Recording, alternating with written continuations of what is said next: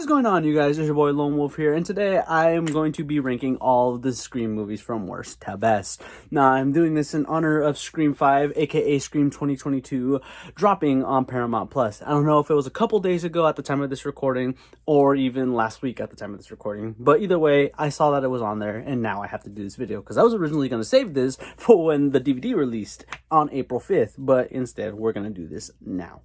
So, before I get this list started, I just want to say this is my opinion, in my opinion only. You guys can have a completely different opinion on what exactly you think is the worst and the best Scream film. But other than that, let's get into this list. Coming in at number 5 is Scary Movie. What? It's not Scary Movie? Oh, that's right, yeah. It's Scream 3. Now, I say Scary Movie because this movie just straight up feels like a parody of itself. There's way too much humor in this movie. I mean, come on, what even is this?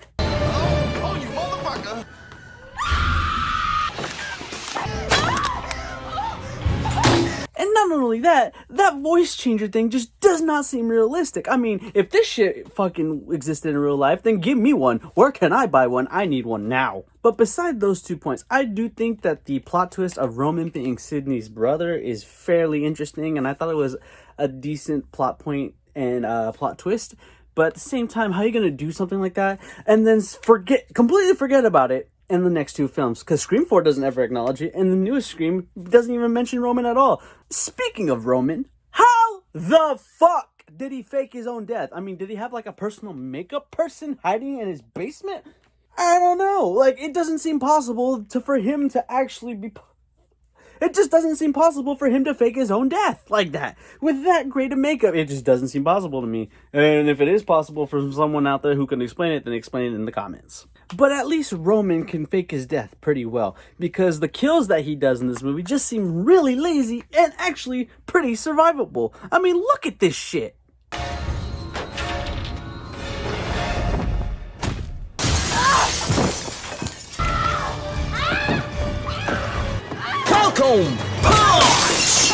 You can't tell me that at least some of those people are alive.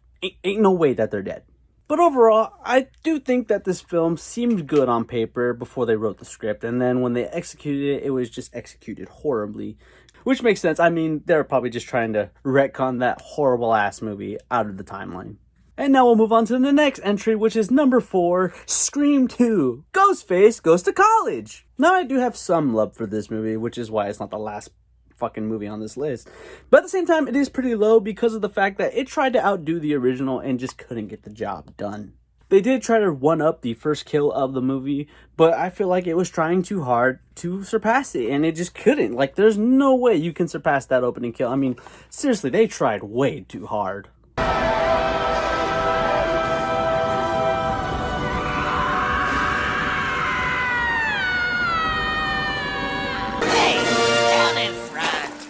Thing too about this movie, what the fuck was that dance scene? Nobody told them to shut the fuck up? But besides that, compared to Scream 3, the kills were a little bit better for this movie compared to Scream 3. And speaking of the kills, why kill Randy? Why? He was the best character in the entire movie.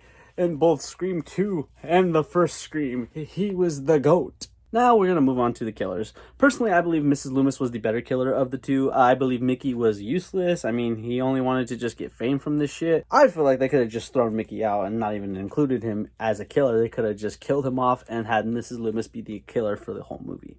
But to sum it all up, I do believe that this is a decent sequel compared to Scream 3. But they did have an extra killer that I truly feel did not need to be there. And please just get rid of that dancing scene. And coming in at number 3 is Scream 4, the reboot. Oh, wait, no, sorry. The sequel. I say reboot because of the fact that at this time, a lot of horror movies were getting rebooted like it was nobody's business. But overall, I do believe that this was a solid sequel. The characters were very great. Kirby was probably my favorite character out of all the characters. Jill, the actress who played Jill, I can't remember her name. I'm kind of blanking right now. She did very well. I thought she sold the part on being mentally insane and just wanting the attention of the family because her cousin Sydney was taking all of it. Charlie was also a good plot twist. Did not see that coming when I first saw it, but I do believe that he was kind of a useless part, just like Mickey in the last one, but he did a little better than I thought. He did a little better than Nikki, in my opinion. But there's many things that steer it away from being top on my list. First being that opening scene. Come on, really? A movie within a movie to lead to the kills? Like, it just...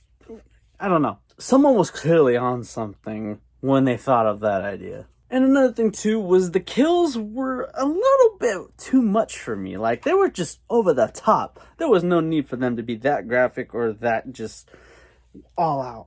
I mean, come on, what is this shit?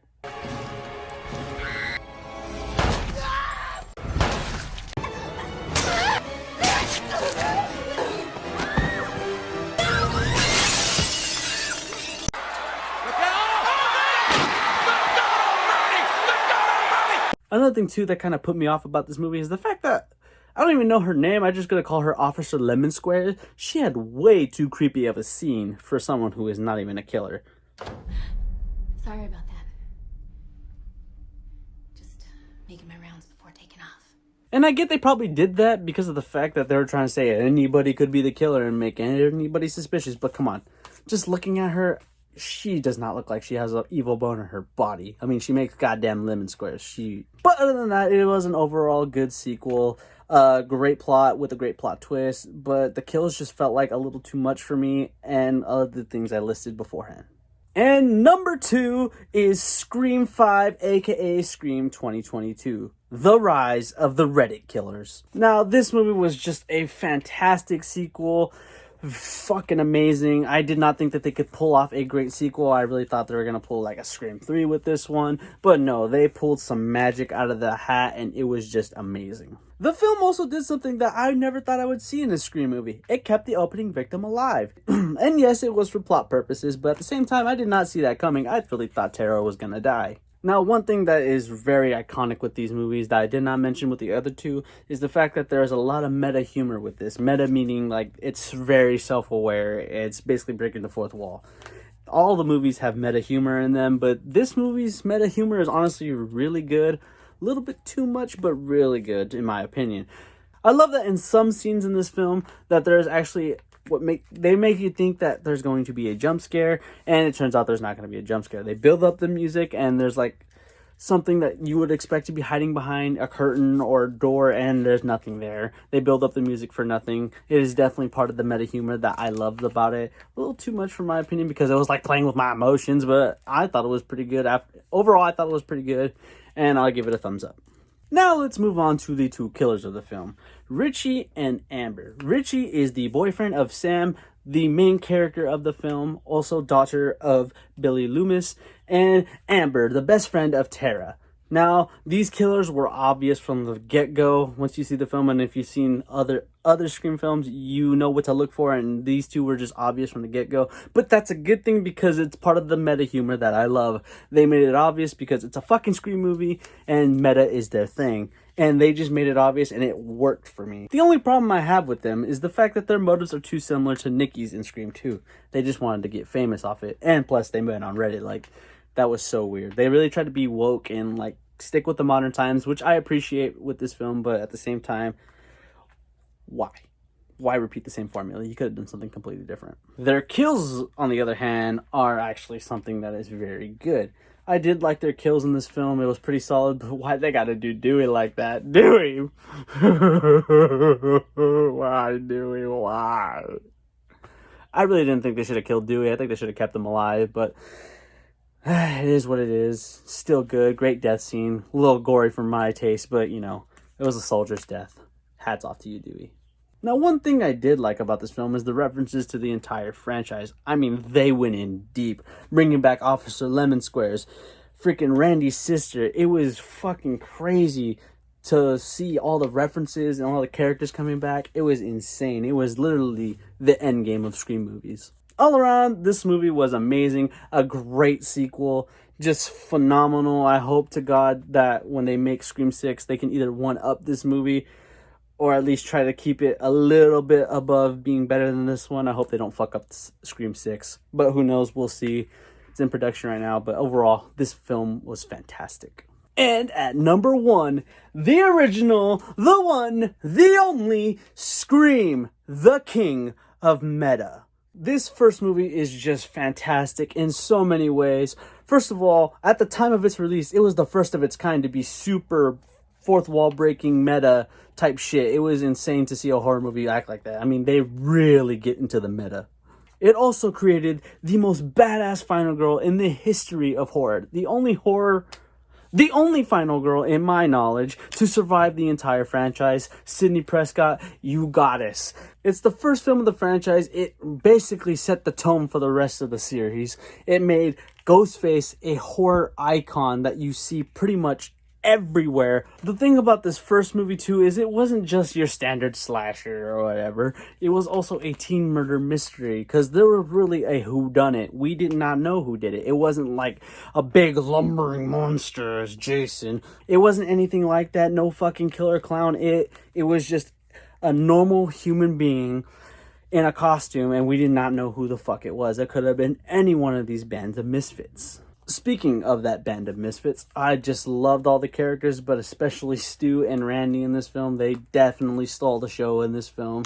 They are the MVPs of the film, in my opinion, especially Stu for this line alone. I'm feeling woozy here.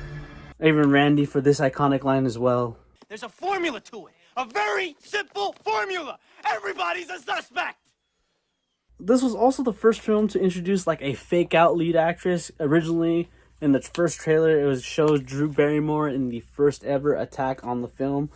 And it turns out that she wasn't even the fucking main character. They killed her off in the first kill. It was insane. No one would have seen that coming. It was just amazing. And the reveal of Stu and Billy being the killers, low-key a little bit obvious with the way they were acting, but also at the same time in the film they were setting other people up to be the killer as well. So it was basically a coin flip between anybody. But I think they executed it really well. These killers were probably the best in the franchise, not too far from actually Jill and Charlie from Scream 4, but they were honestly the best in my opinion. Their dirty work, aka their kills, were honestly pretty solid. Definitely very believable. Yeah, looking at all the kills, they're dead. But other than that, overall, this film is amazing. A gem of a horror film, a mystery film, a slasher film, whatever you want to call it. It is a gem. A genuine pleasure to watch. If you haven't seen any of these and you're watching the video, go watch them all. They are amazing. This first one is just fantastic. And that's it, everybody. That's my list. Either you agree with it or you don't. That's your opinion. You can comment what you truly feel are the best and worst movies of this franchise. I would love to see what you guys think. But other than that, be sure to like and subscribe if you love this video or you even love this channel from everything else. Alright, guys. Be like no one. Peace.